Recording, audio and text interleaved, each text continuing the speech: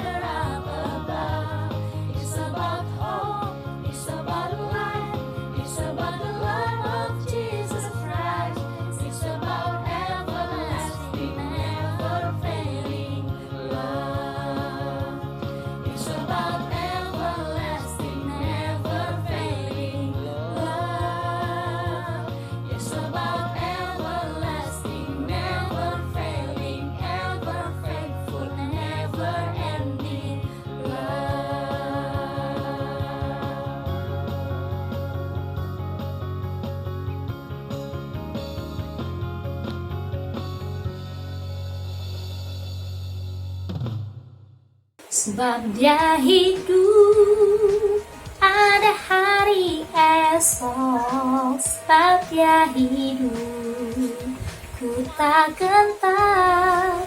Karena ada adik-adik. Shalom, princess and princesses, awesome kids. Yeay! Bagaimana kabarnya hari ini adik-adik? Ya, pastinya dahsyat, luar biasa. Yes, yes, yes. Tadi adik-adik pasti sudah memuji Tuhan dengan karika. Sekarang kita akan dengar cerita firman Tuhan dengan ikan. Adik-adik, hari ini Kak Ika senang sekali. Adik-adik tahu nggak kenapa Kak Ika senang? Karena sahabat Kak Ika sudah hidup kembali. Hah? Maksudnya gimana? Siapa ya sahabat Kak Ika? Ada yang tahu adik-adik? Tahu nggak sahabat Kak Ika siapa? Ya, sahabat Kak Ika adalah Yesus. Dan dia sudah hidup kembali. Hah? Gimana ceritanya? Adik-adik tahu nggak bagaimana ceritanya? Penasaran nggak? Pasti penasaran. Yuk, sebelum kita dengar cerita firman Tuhan, kita berdoa. Lipat tangan, tutup mata, ikuti Kak Ika. Tuhan Yesus, kami mau dengar cerita tentang bagaimana Engkau hidup kembali. Haleluya, amin. Jadi ceritanya seperti ini adik-adik. 3 hari setelah kematian Tuhan Yesus. Nah, pada hari 3 itu masih pagi nih adik-adik, dan itu gelap, masih gelap. Lalu sahabat-sahabat Tuhan Yesus, yaitu para perempuan-perempuan yang selama ini selalu setia bersama dengan Tuhan Yesus, mereka ingin pergi ke kubur Tuhan Yesus. Hah? Pagi-pagi ke kuburan ngapain? Ternyata mereka mau meminyaki mayat Tuhan Yesus. Mereka membawa banyak sekali minyak-minyak yang wangi untuk meminyaki mayat Tuhan Yesus. Mereka bangun pada dini hari dan mereka siap-siap dan semangat untuk pergi ke kubur Tuhan Yesus. Mereka bersama-sama berjalan. Dan sampai di kubur, mereka begitu kaget. Apa yang membuat mereka kaget? Ternyata batu penutup kubur Tuhan Yesus sudah tergeser. Dan kuburnya sudah terbuka. Apa yang terjadi? Mereka lihat ke dalam. Ternyata mereka tidak melihat lagi mayat Tuhan Yesus. Mereka bingung dan panik. Di mana mayat Tuhan kita? Apa jangan-jangan dicuri orang? Di tengah kebingungan mereka, tiba-tiba ada yang menampakkan diri. Ada 2 orang.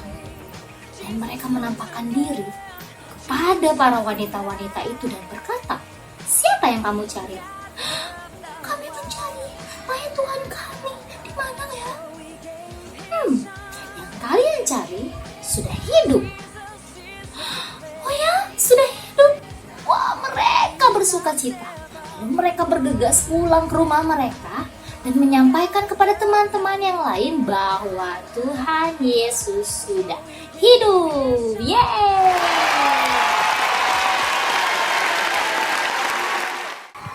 Yesus telah hidup. Yesus telah bangkit. Hore!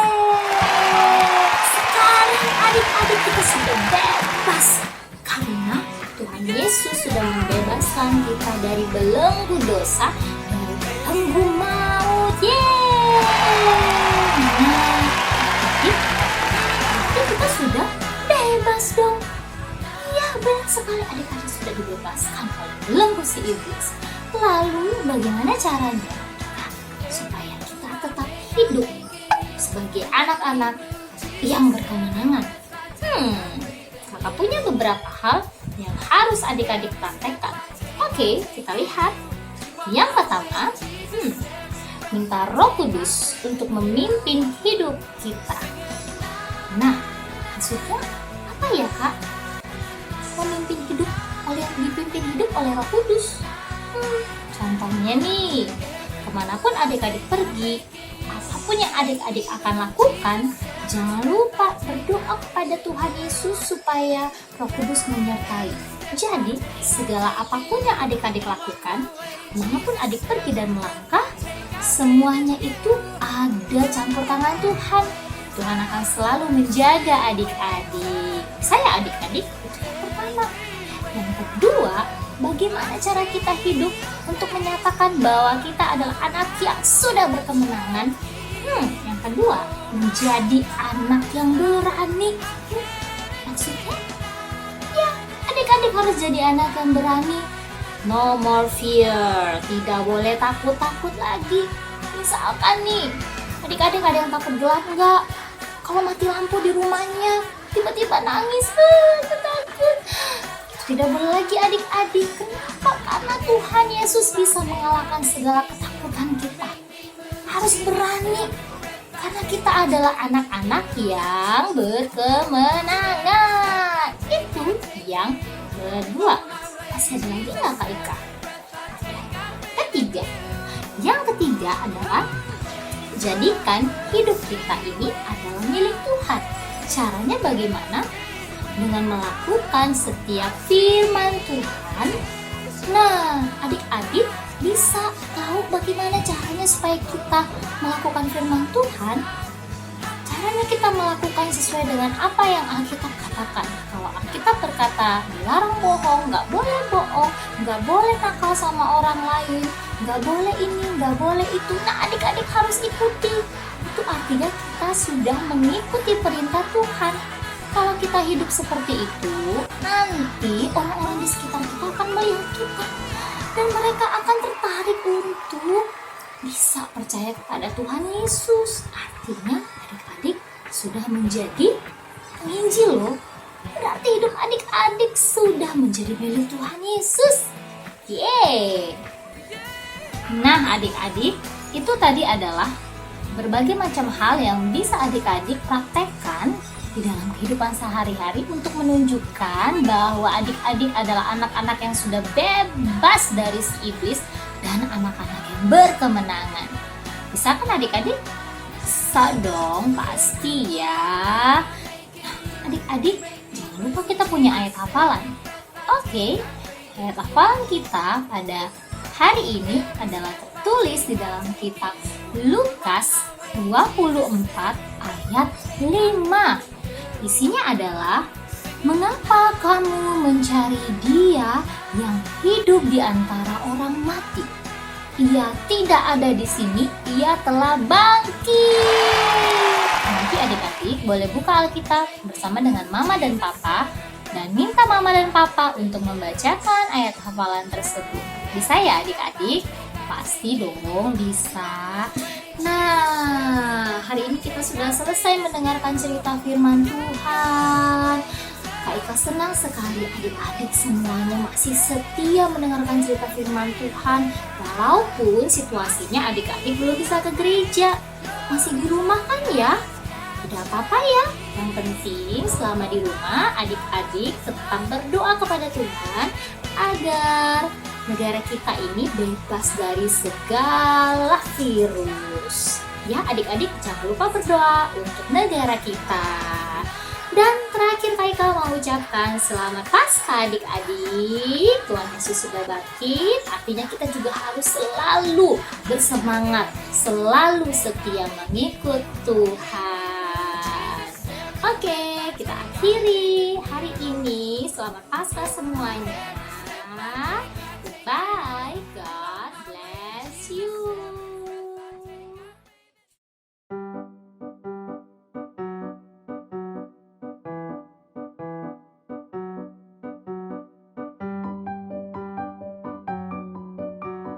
Oke adik-adik, karena kita sudah memuji Tuhan dan juga sudah mendengarkan firman Tuhan, sekarang kita akan membuat aktivitas kita.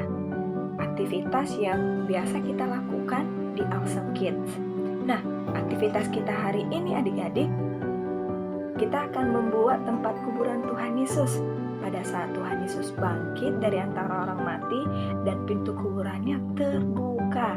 Nah, ini batu yang sudah berpindah dari pintu kuburan Tuhan Yesus. Nah, Kak, gimana sih membuatnya? Gampang. Adik-adik perlu mempersiapkan kertas origami. Kertas origaminya ada beberapa warna. Yang pertama, coklat, hitam, merah, dan juga biru. Kemudian, alat-alat yang kita gunakan yang pertama, glue stick, yang kedua, pulpen, dan yang ketiga, gunting. Setelah memilih warna, sekarang kita akan memotong dan membentuknya seperti ini.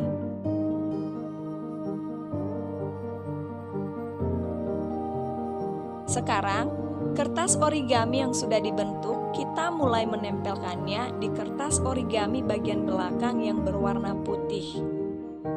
Sehingga bentuknya seperti ini. Oke adik-adik, selamat membuat aktivitasnya. Tuhan Yesus memberkati.